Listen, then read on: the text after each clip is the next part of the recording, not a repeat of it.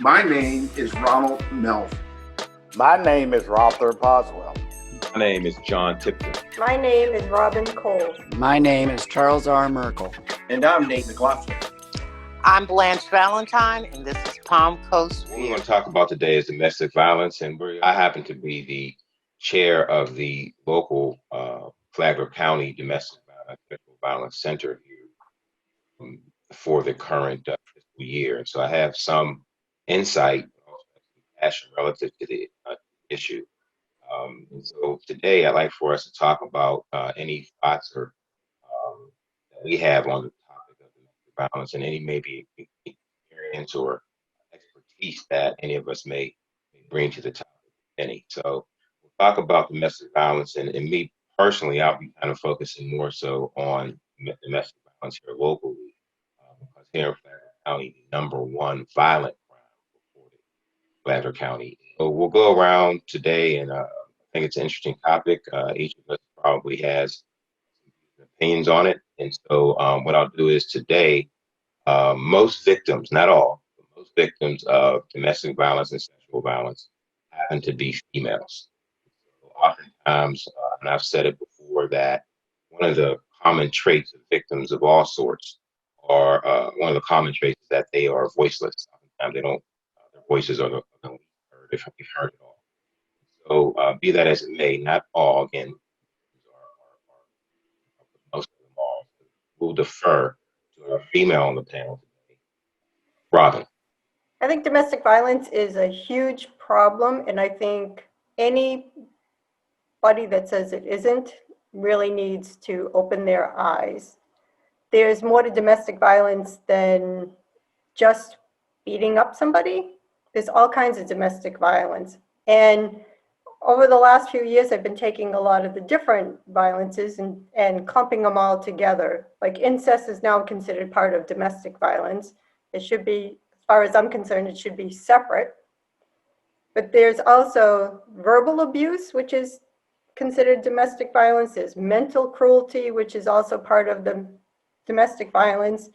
And the big thing that a lot of people don't realize either is the browbeating and the abuse of seniors.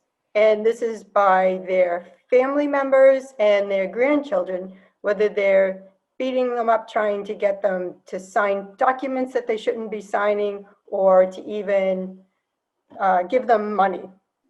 And that's one of the big issues as well. It's happening everywhere. There's a lot of problems with it. A lot of people try to cover their eyes, to be blind to it. I mean, I've even seen some communities put signs up that says we're a domestic violence free zone.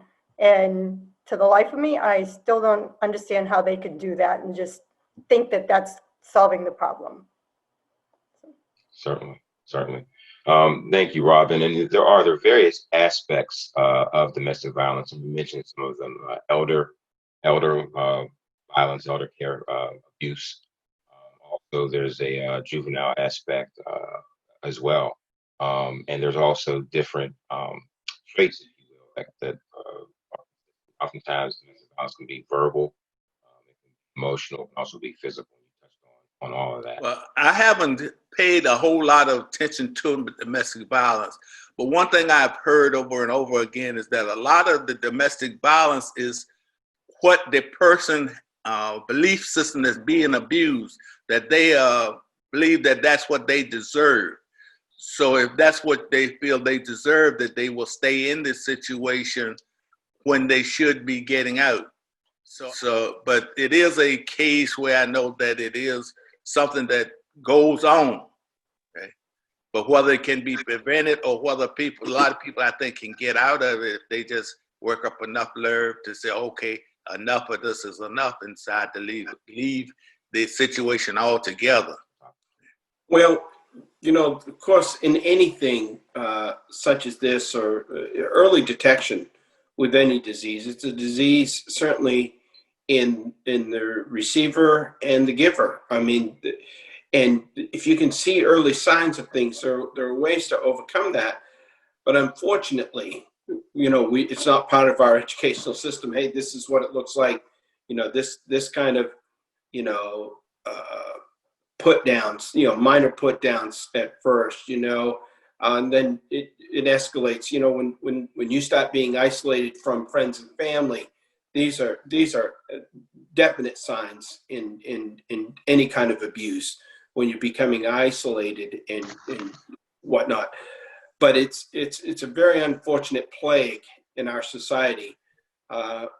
Could be the deadliest silent plague that we have. Here we are in the middle of COVID, and we got to realize that there's a worse disease out there, and that's my take on that.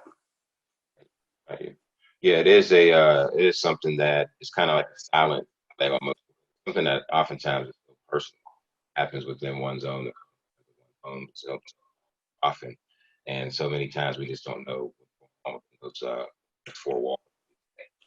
It could be happening right around you, and you not realize it. We're a very sarcastic society, and we think that that's okay, and that just, if that's going on around you, just be aware of what's happening, and don't be afraid to ask questions. I mean, nobody wants to be the neighborhood or the family tattletale, but unfortunately, if we don't engage in these conversations of, why does he do that? Why does she do that? Why do you respond to, we teach people how to treat us, kind of thing. We'll teach people to treat you well. And when they don't, or when they have a hard time doing it, see the signs for what they are. But again, oftentimes we don't get them until it's too late. Well, it is a very vast topic. Having worked with seniors and their families in the past, I've witnessed it, where seniors are definitely taken advantage of by family members. Somebody comes in out of the blue, mom or dad's health is getting low, and they've been gone for years. Suddenly they swoop in, gain the trust, get them to change the whole estate. And then the family's having to have a legal battle to prove that mom or dad was not in their proper mental capacity, because it wasn't their original wishes. Happens a lot, and I've seen it also, not only physical, but mental and verbal abuse definitely comes into play. As well, it's not always men on women, although that my understanding that's the majority, but women on men too, usually verbal. But it's something very hard to identify. And we're not on the lookout, and you have one person who's overlording somebody else, and they don't, they've reached the point where they've been completely succumbed, and they don't want to be found out. So you have somebody who doesn't want to be found and somebody who's not looking. And so it is very hard to identify. And I don't know if it would come under child abuse or domestic violence, but I know children cases have been going down because they haven't been in school and the teachers aren't seeing the signs because the kids haven't been around. So it's not going away. It's less identified. Yeah, and there is some overlap there as it relates to child abuse and elder abuse, as it relates to domestic violence. Some of that gets reported under the same category. Robin alluded to that as well, that sometimes missed under the being under one category, under one general category, subcategories. We would have a positive impact on the I had to do some training for women who are trying to get back into the workforce. Many of them had lived in their cars. Most of them were from domestic violence. And when I went in, I had no idea of the real problems that were inside this whole subject matter. The women that I worked with were very surprising to me in that all of them had a lack of self-confidence. It was an Aryan Nation group, and she was married to one of the members, and she was not allowed to have shoes. She was there for his pleasure and to take care of him. Thanks for that, John. You're welcome. Thank you, Mel. Well, that what I'd like to wrap up with is that as a chairman of the local domestic violence, sexual violence center here in Flagler County, our numbers, our reported numbers here, as I stated earlier, that the number one reported violent crime in Flagler County is domestic violence, and some of those are battery related, some of them are assault related, some of them are rape. And so as a community, I feel that it's our obligation to make sure we're aware of what is happening around us and to help mitigate the problem that is domestic violence in our community.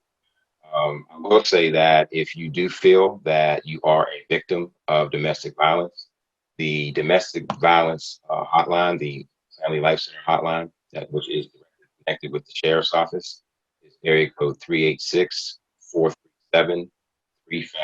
For more information about what we're looking to do locally to stem the or end domestic violence here locally in Flagler, you can go out to the website of the Family Life Center at www.familylifecenterflagler.org. That's www.familylifecenterflagler.org. The statewide Florida domestic violence hotline is 1-800-500-1119. Again, the Florida domestic violence statewide hotline is 1-800-500-1119. I do thank you guys for listening today. We enjoy the panel discussion. I appreciate everybody's input, and we'll see you out. We'll see you out next time. Thank you for joining us this week, and do check in next week because we will be discussing why new blood in politics is good or not. We'll talk, you decide.